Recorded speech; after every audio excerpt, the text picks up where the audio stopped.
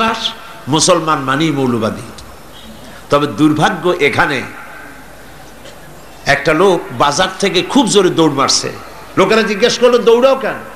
কয় ভাই মানির মান আল্লাহই রাখে। কয় কেমন? কয় বাবা আর আমি দুইজনে গেছিলাম বাজারে, বাজারের মানুষেরা আমার বাপেরে ধরিয়া জুতা দিয়ে এমন পিটাইলো, আমি আরামসে নিরাপদে চলে আসছি, আমারে কেউ কিছু করতে পারে নাই, মানির মান আল্লাহই রাখে। ওর বাপের জুতা দিয়ে পিটায় আর মানির মান আল্লাহ রাখে।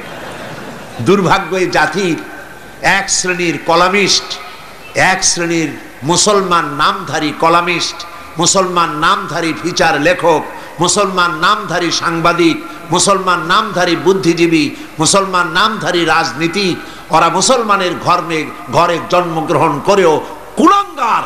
এই লোকগুলি মুসলমানের ঘরে জন্মগ্রহণ করেও মুসলমানদেরকে মৌলবাদ আর সন্ত্রাস বলে গালি দেয়। আজকে আপনারা পত্রিকায় দেখুন, হিন্দু বৌদ্ধ খ্রিস্টান ঐক্য পরিষদ ওরা একটা মিটিং করেছে গত পরশুদিন, গতকাল পত্রিকায় ছাপা হলো।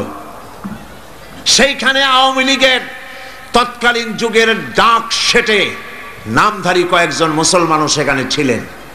ওইখানে হিন্দু বৌদ্ধ ঐক্য পরিষদের নেতৃবৃন্দরা বক্তৃতা করলো, মুসলমানদেরকে এদেশ ছেড়ে চলে যেতে হবে। দেখছেন,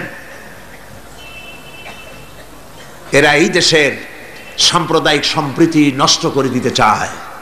তারা আরো বলেছে তালেবানদের থেকে শিক্ষা নাও, তারাও আফগানিস্তান থেকে চলে গেছে।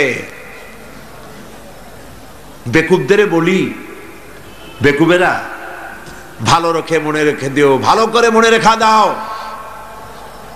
তালেবান শেষ হয়ে গেলেও ইসলাম শেষ হবে না। তালেবান শেষ হয়ে গেলেও মুসলমান শেষ হবে না। যত বড় মুখ না তত বড় কথা বলো না। তারা আরো বলেছে যারা বাংলাদেশি পরিচয় নিজেদের পরিচিত করতে চায় তাদের মুসলমান নামটা আগে ত্যাগ করতে হবে। কত বড় সাহস, কত বড় সাহস! আমরা পরিষ্কার করে বলতে চাই, বাংলাদেশে যারা বসবাস করেন তাদের পরিচয় বাঙালি নয়, তাদের পরিচয় বাংলাদেশী। যারা বাঙালি বলে পরিচয় দেয় তারা পশ্চিমবঙ্গের সঙ্গে তাদের সম্পৃক্ততা রয়েছে। 47-এর বর্ডার মুছে দিয়ে ভারতের অঙ্গভুক্ত সিকিম, ভুটানের মতো বাংলাদেশকে তারা বানাতে চায়।